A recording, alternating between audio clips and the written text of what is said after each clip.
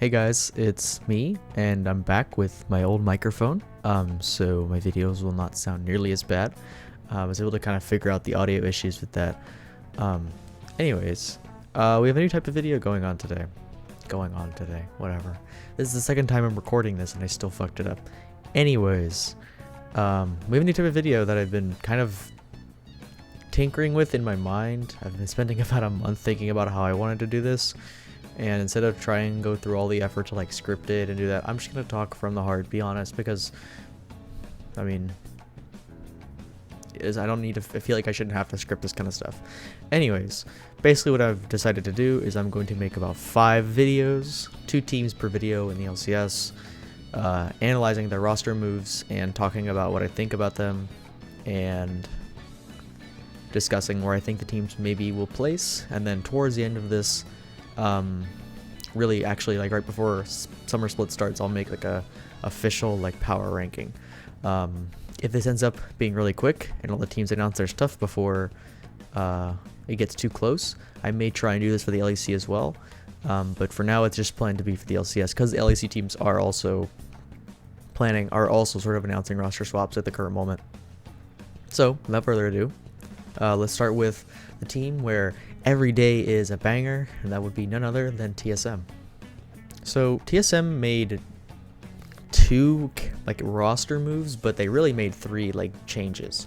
The first is, and it's the least impactful, and the first is they're changing their top laner. They subbed in Hanser towards the end of the spring split, and they're just gonna decide to keep him. They dropped Solo, and they're gonna basically just have Hanser be the starting top laner. I don't really like this move that much, to be honest. It just seems kind of like there are top laners in the LCS who are teamless right now. A very specific example is Tenacity, and Tenacity would have been an upgrade to Solo and also an upgrade to Hanser. So I don't really know why there are these people who are open to take and they're just teamless. Hanser just seems like it was an easy change, and TSM could kind of just be like, yeah, we're not going to change your salary, we're not going to do anything like that, you're just going to be on the team. And he was just like, whatever, because he doesn't want to be teamless, obviously. But Hanser is just not that good. I mean, if you think about it, TSM's challenger team was pretty bad, and Hanser was on that team, as well as Svenskar and Wild Turtle. And Wild Turtle came to the LCS during the split, and in the middle of the split, and put up a somewhat respectable performance for one of the older players. So I feel like you can't really pin it on Wild Turtle. And I mean, it could also just be Svenskar, but I mean, you know, I will say admittedly I did not watch a lot of challengers, so, and that's on me, but I still think that even with that in mind, like watching a Hanser play in the LCS, it was not a very good showing. And I still feel like that change just feels unnecessary, and it just feels like it only happened because they just couldn't keep Solo, which is weird, because I feel like if you can't keep someone like Solo, then, you know, you're kind of fucked. Because he's not even that great, but you know, you can't even keep him, really. And that brings me to the bigger and more impactful roster move that they made, is they subbed out Maple, or rather dropped him. They're sending him off to go be teamless, which is also criminal, because he was, I would say, probably at least a contender for like top 5 LCS mids last split, despite having a really poor placing. And it was also like the shining light for them last year. But I mean, they're subbing him in with a Ruby, which is just like the worst thing I've ever heard of in my life. I cannot believe that this is happening. Like, Ruby is just god-awful. Just terrible. I can't believe that this is a move that is happening. That somebody like Ruby played in LEC for 2 splits already.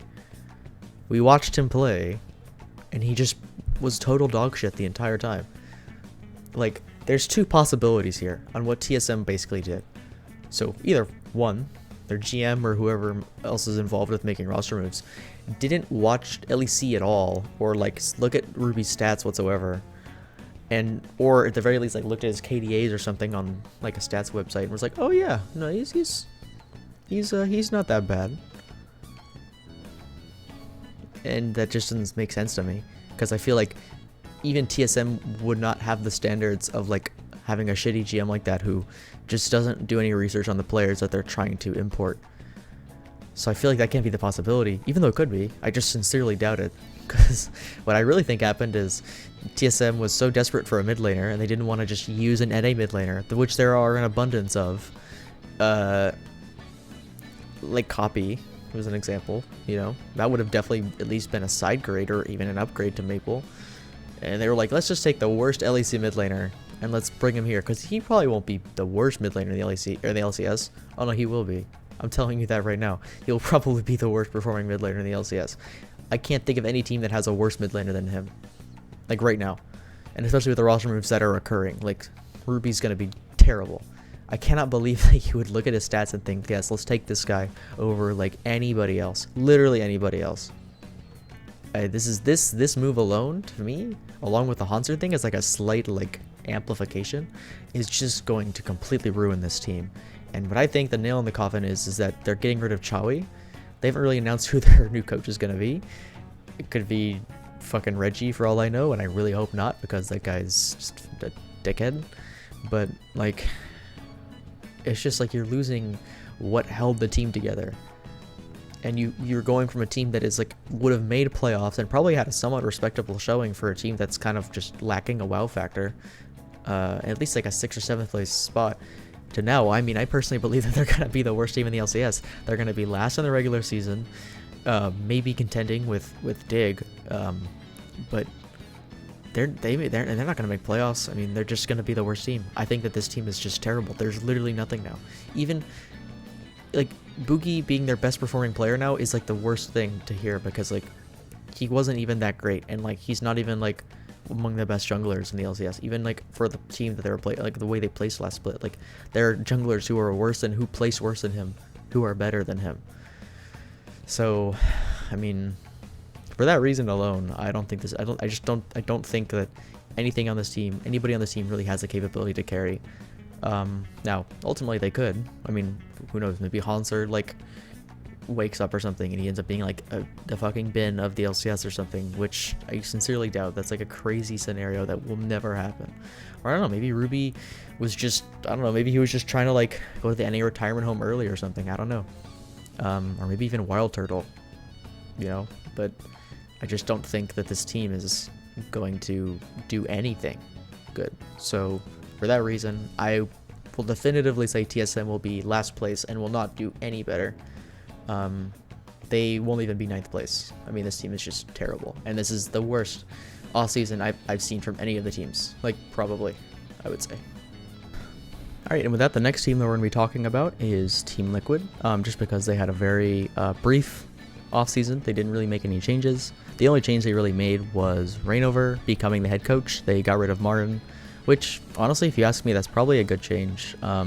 If people remember Marin from, like, back in the day, they remember that he was a bit of a tilter while he was playing for teams, so I have no reason to doubt that he maybe was a bit of a tilter as a coach. Granted, doesn't mean he's a bad person. It just means that he was a very passionate player, so I don't really know if that makes him a very good coach. But I think that the decision to not change anything was actually probably a good move from Team Liquid. Team Liquid has a good strength of usually believing in their teams. At least for a year, because what's going to happen probably is if they don't do well during summer, they're gonna destroy the entire team. But I think that it is probably for the better to let this team of players just develop and, you know, gel together, especially when you have two relatively younger players who are just kind of starting in the LCS with Harry and Jan. It just feels like it's probably better to just let them kind of come together. But it's kind of a question mark of a team, if you ask me, because the sort of question here is like, is this enough? You know what I mean? Like, is this going to be enough for? Also, hold on. Cool. Is this going to sort of be what they needed to sort of succeed? Because obviously last split they were kind of just all thrown together and we all thought it was going to be good. We're like, oh, 5 Koreans is like an LCK team, haha, they're all going to be able to like communicate, and they ended up like showing that they apparently don't know how to. The very disjointed team last split just seemed like they were all over the place, and it was a very like weak underperforming team, kind of really wildly being below expectations for a lot of people. However, that being said, I think Reignover was a good choice to promote, because having Reignover as the head coach will make it to where these younger players have a coach who has experience developing rookie players. A good example of that is when he was on C9 in 2021. He helped develop Fudge, and that is very apparent because he has become arguably the best top laner in NA and probably one of the best top players in NA at the current moment.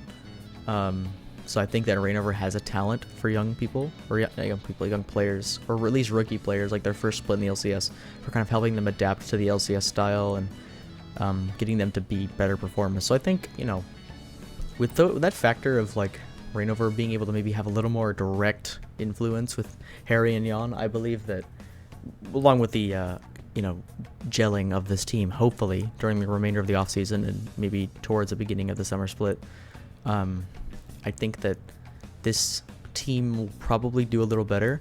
I think this team has the potential to go to like the last chance qualifier for Worlds, like contending for the fourth Western seed between EU and NA. I don't know if they would win though. It kind of depends which team they go against. Like for example, if it was like Mad Lions, I don't think so. Like if maybe like Vitality, I also don't think so. If it was maybe like Koi, then yeah, most certainly. I definitely think that they could. But it just depends who they go against, and for that reason, I don't think that they would really go to Worlds. But I do think this team is a contender to maybe be, potentially top 4 to somewhere top 6, but at least they'll be like better than last split. I think that they will have a better spot, or be in a better place than they were last split. So for that reason, I think that although it's kind of something that you have to kind of watch for, because they're a very volatile team, because it's kind of just a question mark on how they've treated this offseason, if Reignover will be what they need, if keeping them all together is going to be exactly what they need to kind of come together. So they're definitely a team to watch. TL will be a team to kind of see what happens, because they are at least somewhat interesting, and it's probably the most interesting offseason for a team that never changed any of their players, that didn't do anything to change. Not the most interesting offseason, among the teams right now, but I'm saying as a, for a team that didn't really do anything, they have something that you really kind of have to watch for and see if it'll really work. So yeah. So for the remainder of this video, I'm just gonna kind of close this out. Not the remainder. What am I fucking saying? Anyways, just to close this video out, I'm gonna try to be quick, just because I don't really want to ramble. Thank you for watching. If you're new here, please like and subscribe if you do like this stuff. If you like talking about Pro League of Legends, please drop a comment, talk with me, tell me I'm wrong, tell me that Ruby is your favorite player ever and that he will absolutely shit on the LCS, because I would love to debate that with you. Not because I think I would probably win, because that's obviously like a very bizarre thing to say, but if you just disagree with anything I've said, or if you want to ask about other roster changes, or just anything pro play related, you could talk to me about the C9 BLG series I saw today that gave me depression. It's anything. I love talking about Pro League. I could talk about it for hours. So, drop a comment if you want. If you are a returning viewer and you like this style of content, please tell me that you do, because I will continue to make them. I'm going to commit to the series at least for this time around. And if it doesn't pan out as well as I wanted to, then maybe I'll consider dropping it. But I do enjoy talking about Pro League, so it's sort of something that I enjoy doing. So I may try and just continue doing it. So I really do hope you like it.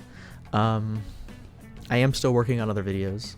This is just a way to sort of get stuff out that I enjoy doing, but also that can sort of sate the content machine, if you will, because I don't want to just stagnate and not upload, or rather upload maybe every 6 months, because that's not what I want to do. Or at the very least, I don't want to not upload anything over the next 6 months, because this is not how I operate. I want shit to do. So this is something that I can do that's fun for me, and hopefully y'all enjoy it. So once again, any comments, anything that you want to say, please, I will talk to you about it. I respond to comments as quickly as I can. Literally, I'm pretty sure I try and respond to every comment if I can, no matter what it is. So tell me I'm wrong, tell me I'm right, tell me you think that Armut is like the best top laner in the world. I don't care. It's whatever you want. But anyways, that being said, I'll see you guys in the next video. We'll talk about 2 more teams, so look out for that. See you later.